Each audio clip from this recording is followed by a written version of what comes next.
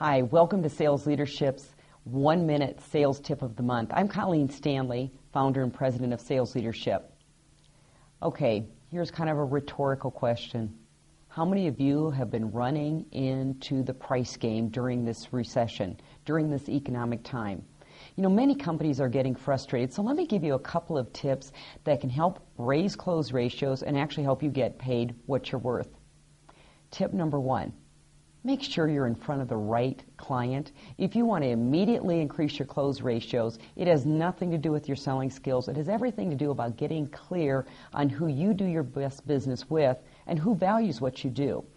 It's interesting. We live in the internet age, which has greatly impacted business and the profession of sales. And how we've seen it impact sales, it's actually kind of creating two types of buyers. And Neil Rackham writes about this in his book, Salesforce of the Future. And in his discussion in that book, he talks about there's the transactional buyer and there's the value buyer. The internet is creating these two type of buying influences. And you need to know which one you're in front of and which one you're targeting. Now, the transactional buyer really values one thing. They value price and price only. They don't care about relationships. They don't care about your expertise. They don't care about the fact that you can be a shortcut. And in many cases, they're do-it-yourselfers. They would prefer not to deal with a human being. Now, the second type of buyer is the value buyer. And they are still that person, that organization that values relationships. They value the fact that you're a subject matter expert and you can provide some shortcuts to their business. They also value the fact that, gee, they don't have the time to do it, nor the inclination. I'll give you an example of one industry that clearly has evolved into transactional buyers and value buyers. Financial planning, wealth management. There are people that simply like to do the wealth management themselves, the financial planning themselves, and as a result, you've got companies like E-Trade and Charles Schwab that have evolved out of that model.